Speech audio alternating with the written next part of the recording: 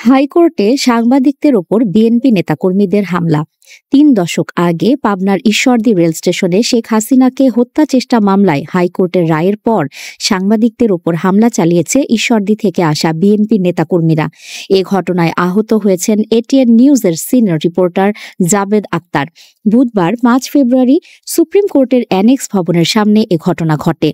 পরে আহত সাংবাদিককে কাকরাইলস্থ ইসলামী ব্যাংক হাসপাতালে ভর্তি করা হয়। এ সময় বৈশাখী টেলিভিশনের মাইক্রোফোন ভাঙচুর সহ মারধর করা হয় আরও কয়েকজন সাংবাদিককে। প্রত্যক্ষদর্শীরা জানান, রায় ঘোষণার পর বেলা ১২টার দিকে হাইকোর্টের অ্যানেক্স ভবনের সামনে এ ঘটনা ঘটে। সেখানে এ মামলায় আসামি পক্ষের আইনজীবীদের ব্রিফিংয়ের জন্য অপেক্ষা করছিলেন সাংবাদিকরা। হঠাৎ বিএনপি চেয়ারপারসনের উপদেষ্টা হাবিবুর রহমান হাবিবের উপস্থিতিতে দলটির শতাধিক নেতাকর্মী হট্টগোল শুরু করেন। এর প্রতিবাদ জানালে এক পর্যায়ে তারা উপস্থিত সাংবাদিকদের ওপর হামলা চালায়। এদিকে ঘটনার প্রতিবাদে তাৎক্ষণিক ব্রিফিং বর্জনের পাশাপাশি অ্যানেক্স চত্বরে বসে পড়েন সাংবাদিকরা। এ ঘটনার সুষ্ঠু বিচার এবং জড়িতদের চিহ্নিত করার দাবি জানান সুপ্রিম কোর্টে কর্মরত সাংবাদিকরা। নিউজ ডেস্ক, সংযুক্ত।